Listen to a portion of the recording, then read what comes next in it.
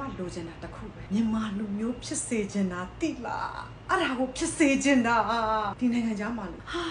သူ့ကိုလိုက်ကြိုက်တဲ့ကလေးမအားကြီးပဲကျမလေး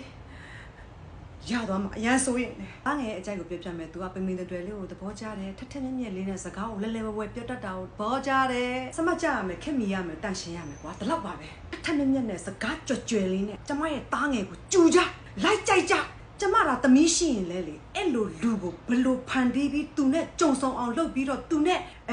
ဘလို့နိစ္စအောင်လုပ်ပြီးတော့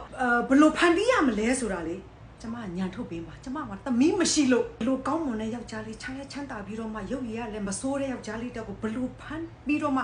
ငါသမီးကို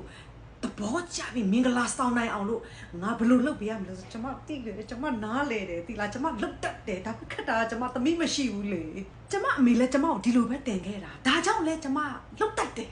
အဲ့လိုပုံစံနဲ့လုတ်ကျမသားငယ်ကိုရအောင်ယူဘယ်နိုင်ငံကိုရောက်နေတဲ့မိန်းကလေးပဲဖြစ်ဖြစ်မြန်မာမျိုးသမီးဖြစ်ရင်ပြီးရောကွာမြန်မာစကားပြောရင်ပြီးရောဘာလူမျိုးဖြစ်ဖြစ်ချောရမယ်စမကြရင် तू ကြိုက်ရင်ပြီးရောမသားမလို့ကျမလောကချော်ပြီးပြောတာမဟုတ်ဘူးเนาะကျမသားငယ်ကိုရတဲ့အမျိုးသမီးဟာတကယ်ကိုကံကောင်းတယ်ကျမအရှက်မရှိတော့ဘူး open မိခင်လေကိုသားသမီးအတွက်မရှက်ဘူးမကြောက်ဘူးဆိုတဲ့အကြီးမားဆုံးတော့မြတ်တာအခုနေတော့သူ့ကိုဘလို့မှတားမရတဲ့အစောကားပြိုင်ပွဲကိုပြိုင်ခါနေသူ့စိတ်ထဲမှာဇရုံးစတောင်းဖြစ်သွားမှလဲစိုးရိမ်တယ်ဒီတော့သူ့ကိုဘာပြောရလဲဆိုတော့အေးကိုမာရတယ်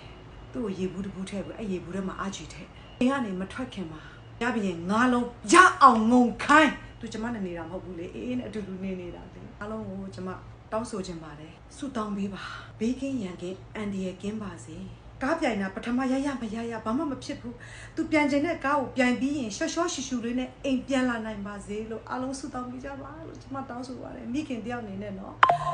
မိခင်ရဲ့ပူလောင်ခြင်းကိုသိတယ်မလားအားလုံးပဲနော်တောင်းဆိုပြရစေကျမသားငယ်ကိုဆုတောင်းပေးပါလို့ဘေးကင်းရန်ကင်းအန်ဒီရဲ့ကင်းပါစေလို့အားလုံးကိုလည်းကျမကျေးဇူးတင်ပါတယ်ကျမတောင်းဆိုတာပါဆုတောင်းပေးကြပါမနေ့ပြန်မနေ့ဆိုပြိုင်နေနော်